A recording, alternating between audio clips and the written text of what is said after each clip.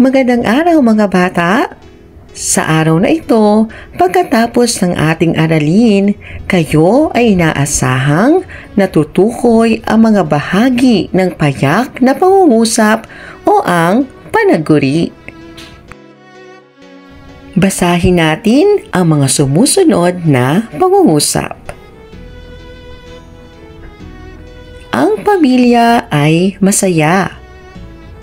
Siya ang haligi ng tahanan. Siya ay nag-aalaga ng kalabaw at baka. Si Karen ang nanalo sa paligsahan. Ang batang si Ben ay mahusay maglaro ng chess. Ang panaguri ay bahagi ng pangungusap na naglalarawan sa paksang pinag-uusapan o simuno.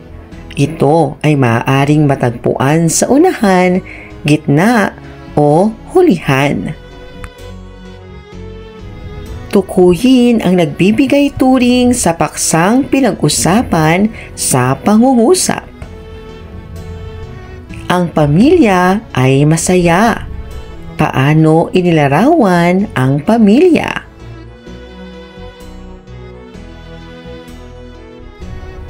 Siya ang haligi ng tahanan. Paano siya inilarawan?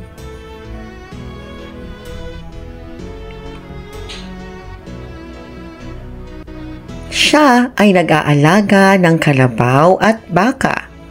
Paano siya inilarawan?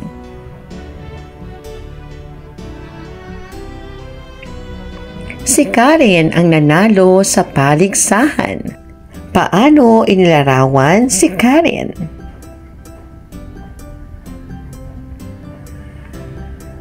Ang batang si Ben ay mahusay maglaro ng chess. Paano inilarawan si Ben? Gawin natin. Iguhit ang bituin kung ang may salungguhit sa pangungusap ay panaguri at puso naman kung hindi.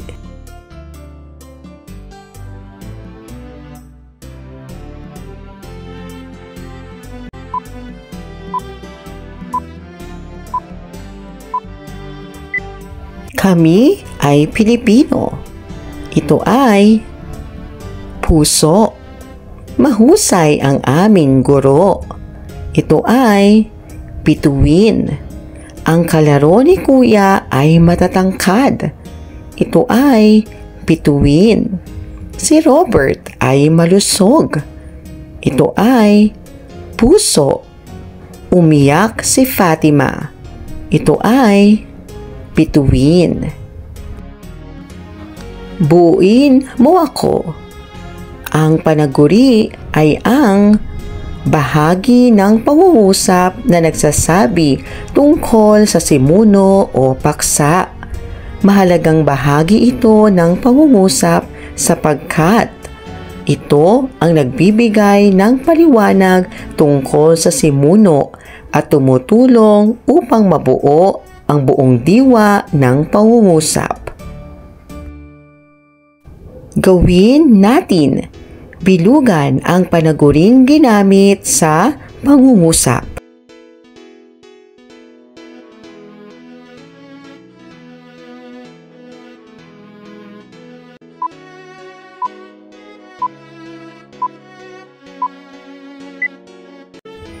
Ang bulkang Mayon sa Bicol ay maganda. Ang panaguri ay maganda. Ang dagat sa Boracay ay malinis. Ang panaguri ay malinis. Si Lucia ay nagwawalis. Ang panaguri ay nagwawalis. Ang dahon ay malaki. Ang panaguri ay malaki. Si Nita ay matalik kong kaibigan. Ang panaguri ay matalik kong kaibigan. Maraming salamat po sa inyong panonood at pakikinig. Hanggang sa muling pag-aaral ng asignaturang Filipino. Paalam!